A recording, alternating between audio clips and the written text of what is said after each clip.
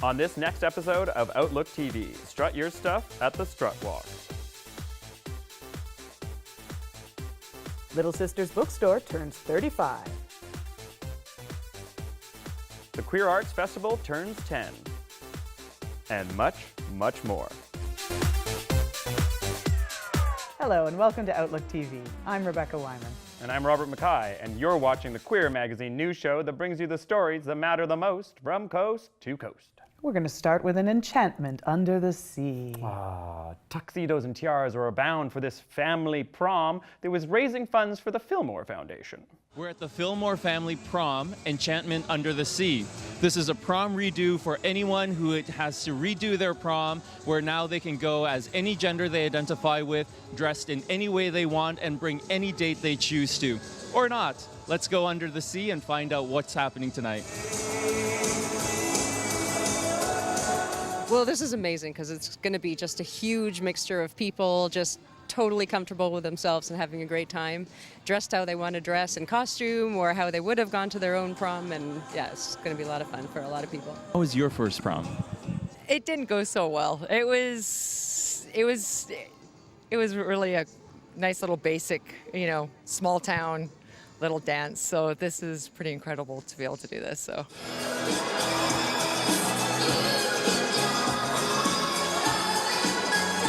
How was your first prom?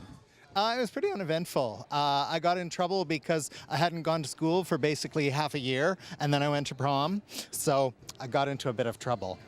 And were you able to go to your first prom the way you wanted to go, representing, or with whoever you wanted to take? Well, I took Teenie Cock, who is a Dutch girl I know, and that was her actual name. And yeah, we actually did have a great time.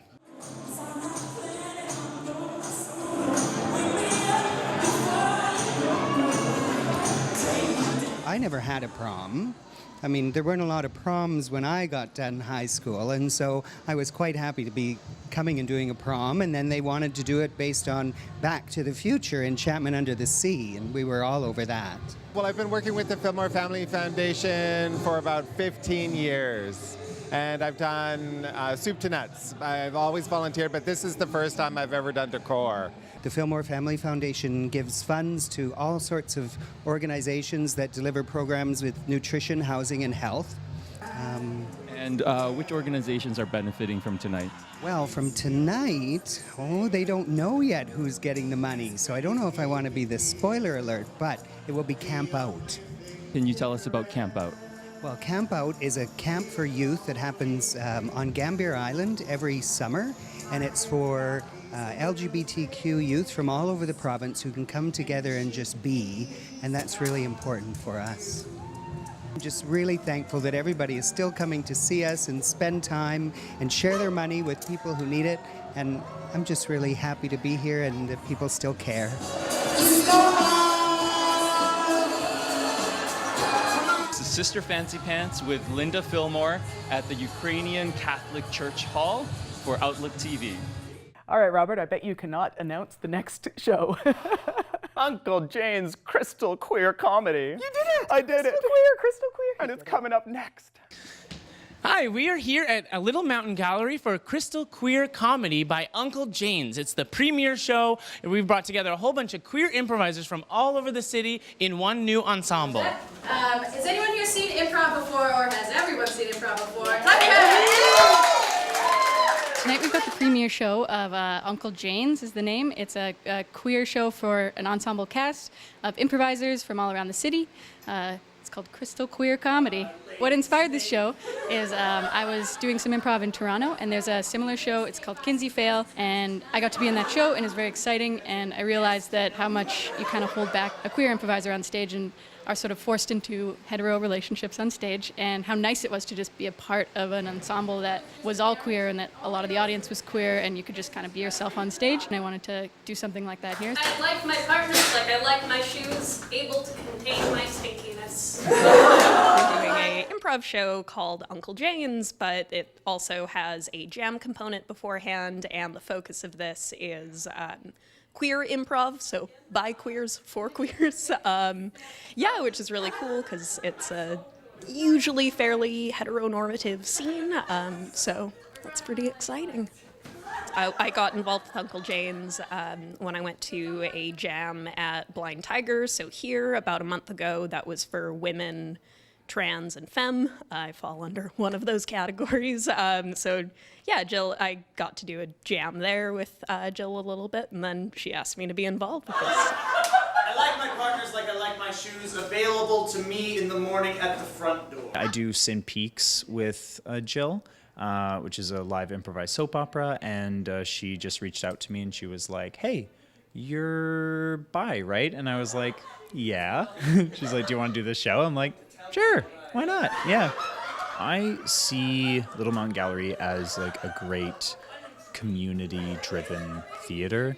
Everything that we do here is about the community, about the audience, about building this place that people can come together and just watch really cool, weird, kind of unique shows. You know, it doesn't adhere to the mainstream or to what's popular.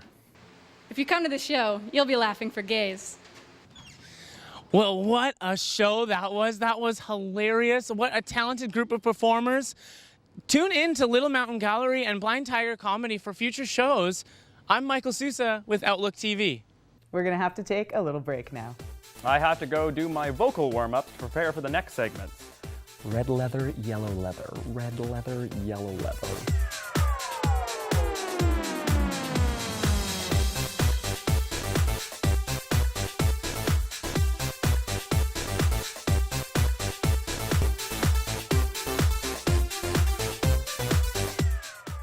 Welcome back. You're watching Outlook TV. And in this next segment, we're putting our big Google Maps pin down on Toronto for a special walk down the rainbow carpet for the Inside Out Film Festival. Sounds delish. Hi, it's me, Rachel Railing, also known as Blair Ryder, and we're here at the Inside Out TV Film Festival to give you a sneak peek on what's popping in the city. So I am here with Silas, the director of A Kid Like Jake. How are you doing tonight? I'm good, how are you? I'm good, thank you. And by the way, my name's Blair Ryder. It is a pleasure to meet you. Thank you, Silas. Hi. So tell me how you came involved with this project, with this film. You know, Jim Parsons' company had optioned the screenplay, had optioned the play from Daniel Pearl, who's over there, who adapted it into a screenplay. And then they had Claire Danes attached, and they were looking for a director. And they reached out to me, and I read the script, and I thought it was such an interesting take, you know, for myself as a director who is also trans. It was interesting take in that, you know, Jake is at this age that's 4, and there's an ambiguity around the gender expansion. Like a genderless kind of thing. Like it's gender, but it's genderless kind of thing. Yeah, and is definitely going towards a feminine expression as a young boy. And then I thought it was just such a nuanced conversation. I was excited to work with this cast and to work with Daniel's beautiful script. You know, I work with a lot of LGBT youth, and you know, a lot of the families that reject them out of fear. Exactly. You know, we have a long way to go to try to like heal that. And you know, it's hard to get over rejection by family. It really, it's the worst. It's the worst. And so anything we can do to sort of pull that back and role model, trying to be there for, you know, and feel good about it, that would be an amazing. So great talking with you. I wanted to let you know when I was watching the trailer, I'm immensely proud of you. I don't even know you, but I am so proud, just like the idea and everything behind the film. I, in my own opinion, do believe that this will be one of the films to bridge a huge gap. Thank you so much. So thank you so much, Silas. It's been amazing. Talking to you. What was it like writing this when you were alone, solitary, boom, boom, boom? What was it kind of like for you to get inspired to actually put this onto paper? Yeah, I mean, it's hard. Writing's hard. Writing can be really hellish. And this started as a play. It was a play first that I wrote way back in 2012, and so it was done in New York in 2013 off Broadway, and then Jim Parsons and his company optioned it and hired me to write the adaptation. You know, it sort of got me thinking, wow, you know, what would it have been like for my parents if they were raising that same kid today? It's a very different, you know, world in a way that's really exciting, but also presents new challenges for parents that they've never faced before, and there's no roadmaps. And so I think that was, but certainly I think because it reminded me of aspects of my own childhood, and there were certain experiences that either things I remembered or things that had been told to me, because of course when you're that young, it's hard to distinguish between what your memories are and what your parents have told you. But there was certainly a personal connection there that when I was sort of getting into the research and sort of reading other people's experience, there was always something in it, that felt very personal to me. We're here wrapping up at Toronto's Inside Out LGBTQ Film Festival, and I wanted to let you guys know that I had the best time meeting the directors and the writers of a film titled A Kid Like Jake, and it's an awesome film. I really hope you guys go out and see it in a theater near you. It's about gender exploration and gender inclusivity through a family, and it's going to make me emotional talking about it, but I really hope you guys check it out.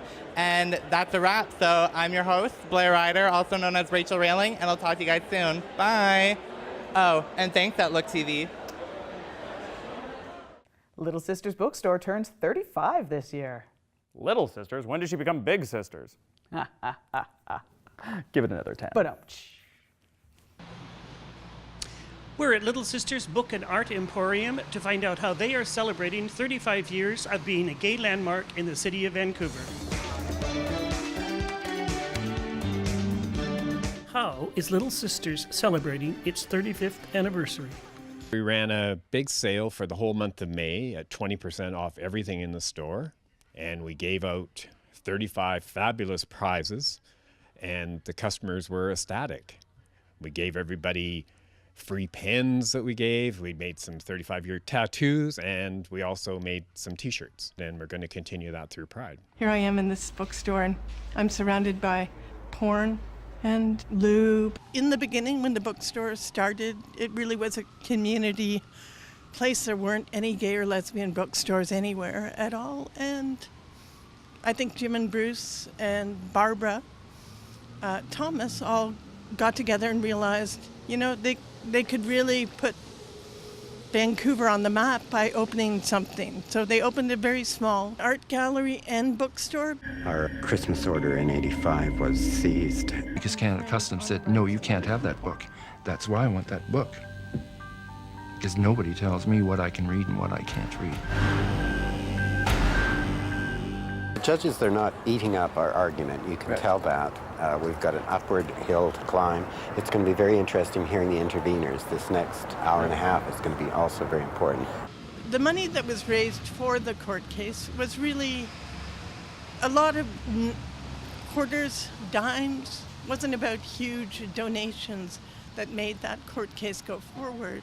I think a lot of people who had their first work shown at the bookstore's art gallery, Persimmon Blackridge, Ken Bosom's gone on. He's doing great, amazing art. So all of those people who've worked at the bookstore have gone in and done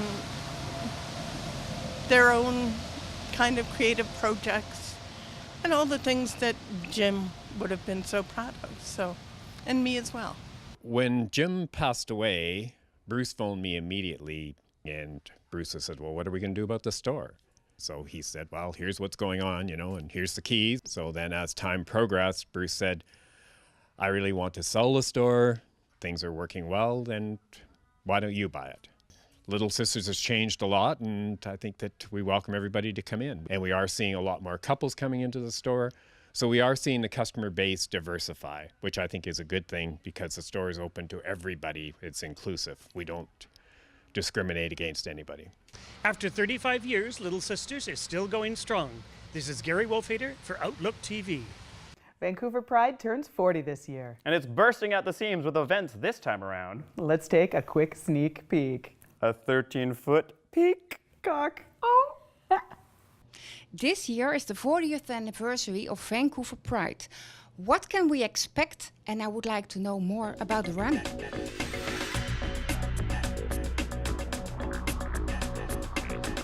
We are celebrating our 40th anniversary this year, so we're very excited.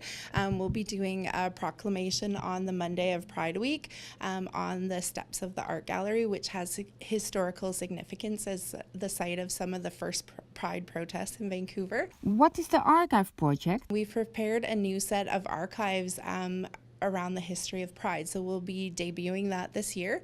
It'll be at the Terry Wallace Memorial Breakfast, which is on the Saturday of Pride weekend.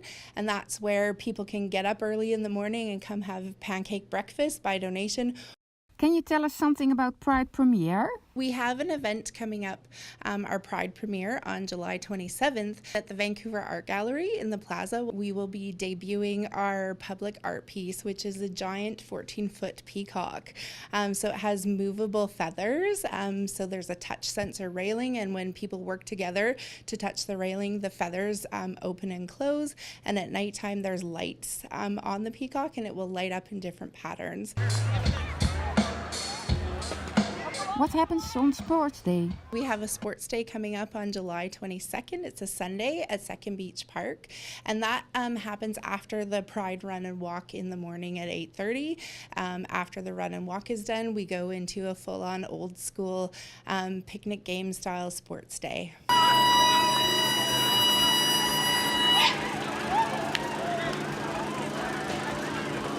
Can you describe the run? Pride Run and Walk is designed for people of all abilities. If you're a runner, and we've got a 10K course, which is an out and back, so you run out 5 kilometers, turn around, come back. If 10 kilometers is a little too far for you, then we've got a 5-kilometer option. And if you're not interested in running at all and you just want to come out for a stroll, then by all means you can also walk the 5K route. What charities does the run support? We have 2 charities. All profits and proceeds from the run go towards Loud Foundation's Pride Youth Scholarship Fund, and they also go to Out in Schools. How can viewers participate? If you really want to get involved, we highly encourage costumes. We've got some prizes to hand out for our best dressed teams, best dressed individuals, and most creative. So that's one way to get involved. If running or walking isn't your thing, you can also volunteer for the event. Run and Walk will be on July 22nd at Second Beach Park at 8:30 a.m. Wow, a lot of events. This is Karen Kra for Outlook TV. We're going to have to take another little break now. Creative segue.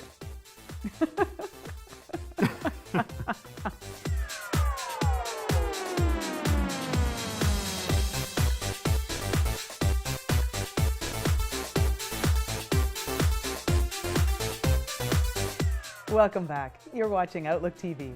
And you know we're just on the cusp of Pride when this special event comes around, and I hear it's their 10th anniversary. Yes. Yes, the Queer Arts Festival celebrating 10 years.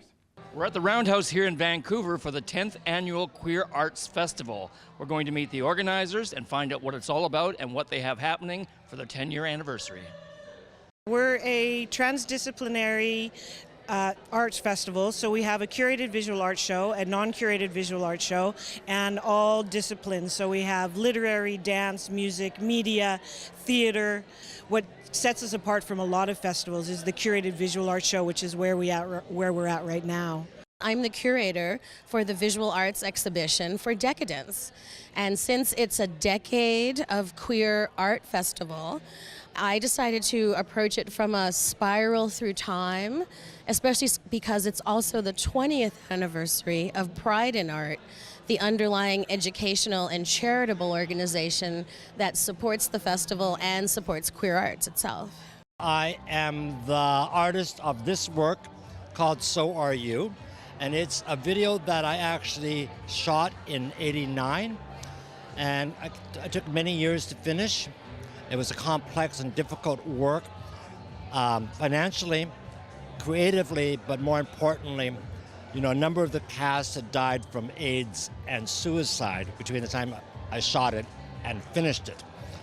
It's questions assimilation and what's wrong with assimilation and making people try to conform to middle-class values and white cultural expectations of success. Camera Obscura is a piece that we're producing with Frank Theater. Then that one is really special. It's murder, suicide, sex, and art. What's, you know, it's big. It's big.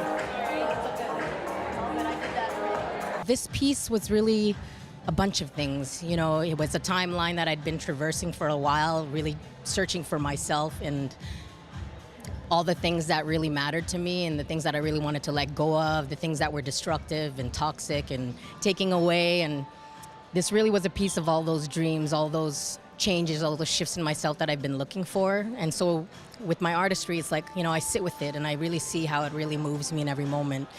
And I call this one Pride, the Star of David.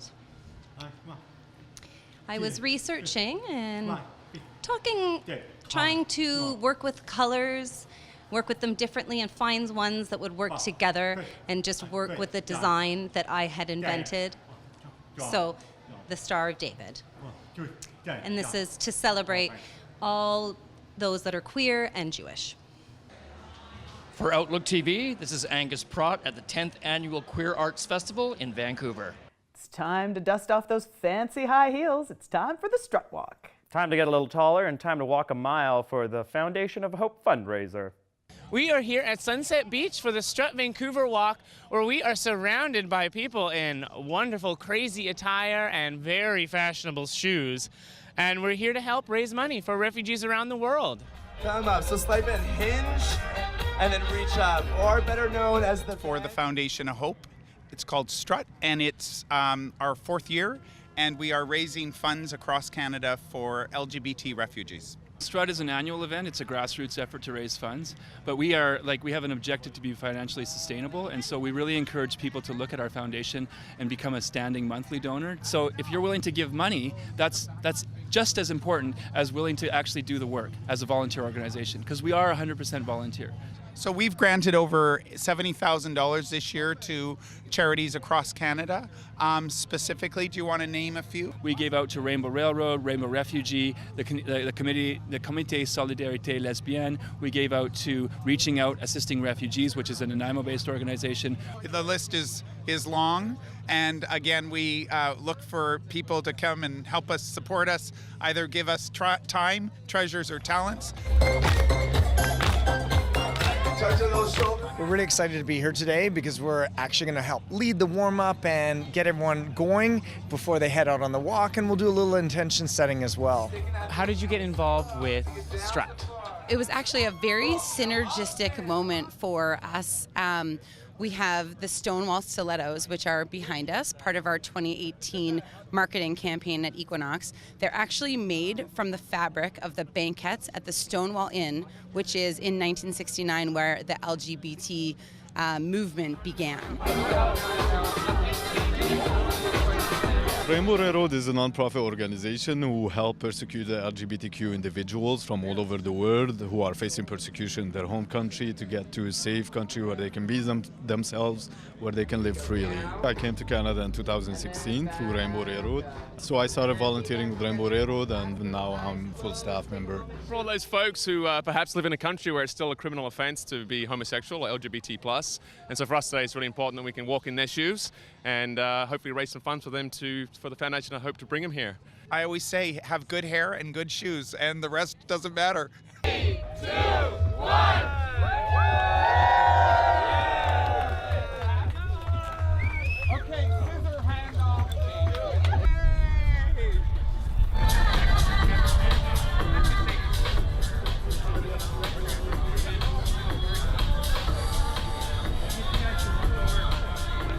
Wow, what a day. My feet are killing me. I don't know about you or some of the other people here, but I feel a little underdressed. I'm Michael with Outlook TV. Thanks so much for watching us. That's all the time we have for this episode of Outlook TV. But we'll be back. Yeah, and don't go anywhere because there's the internet. We've got Facebook, we've got Twitter, we've got Instagram, we've got High Five. Remember that one? Because I do. We're all over the social media. Shoot us an email if you want to volunteer with us because we need people across Canada. My name's Robert Mackay. And I'm Rebecca Wyman. Stay fabulous, Canada.